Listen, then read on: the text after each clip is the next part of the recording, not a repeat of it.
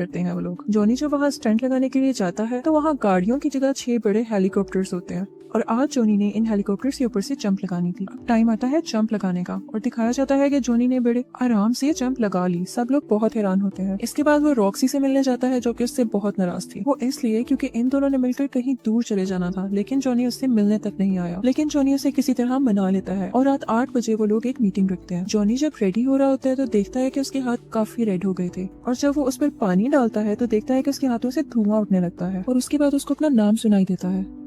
लेकिन जब वो पीछे मुड़कर देखता है तो कोई भी नहीं होता, लेकिन उसको अपनी बाइक स्टार्ट हुई दिखाई देती है। उसके बाद हमें वही बूढ़ा शैतान दिखाया जाता है। जॉनी कहता है मुझसे दूर रहो, तो मुझसे क्या चाहते हो? तो वो आगे से कहता है कि ऐसा तो कभी नहीं हो सकता कि मैं तुमसे दूर रहूं। मैं इतने सारे साल भी तुम्हारे साथ था, लेकिन अब वो वक्त आ चुका है जब मैं तुमसे अपना काम करवाऊं। एक ब्लैक हार्ट नामी बंदे को ढूंढो और उसे मार डालो। जॉनी उससे कहता है कि हाँ, मैं कभी नहीं करूंगा, तुम खुद क्यों नहीं कर लेते हो? बूढ़ा शैतान उससे कहता है कि ऐसा तो हो ही नहीं सकता, तुम मेरा काम करोगे क्योंकि तुम कॉन्ट्रैक्ट साइन कर चुके हो और जैसे ही काम हो जाएगा मैं तुम्हें तुम्हारी सोल वापस कर दूंगा। जॉनी अपनी बाइक स्टार्ट करने की कोशिश करता है लेकिन वो स्टार्ट नहीं होती। इसके साथ ही वो बूढ़ा आदमी अपनी स्टिक जमीन पर मारता है तो बाइक के टायर्स रेड हो जाते हैं और काफी स्पीड में आ जाती है। इतनी स्पीड के चलते हुए आसपास की चीजें उड़ने लगती हैं और उस बाइक में आग लग जाती है। वो इतना तेज जाती है कि जॉनी को दूर जाकर फेंक देती है। इसके बाद हमें जॉनी की बॉडी दिखाई जाती है जो कि इस वक्त पूरी की पूरी आग में छुपी हुई थी। उसकी बॉडी पूरी आग बन चुकी थी। अब जॉनी घोस्ट राइडर बन चुका था। इसके साथ ही वो ब्लैक हार्ट के पास जाता है और कहता है कि तुम रूल ब्रेकर हो, तुमने अच्छा नहीं किया रूल तोड़कर, तो तुम वापस जहन्नुम में चले जाओ। लेकिन ब्लैक हार्ट उसकी कोई बात सुनने की बजाय अपने 3 आदमियों से उस पर अटैक करवा देता है और वो उसे ट्रक के नीचे दे देते हैं। वो समझते हैं कि शायद ये मर चुका है और वहाँ से चले जाते हैं, लेकिन घोस्ट राइडर अभी भी जिंदा था। लेकिन ट्रक ड्राइवर वहाँ पे ही मौजूद था। घोस्ट राइडर उसे जलाकर राख कर देता है। थोड़ा आगे जाकर वो एक औरत को देखता है जिससे एक डाकू उसका पर्स छीन रहा होता है। वो उस औरत को सेफली उससे छुड़वाता है और उसको पकड़कर कहता है कि तुमने आज तक जिन जिन लोगों को मारा और लूटा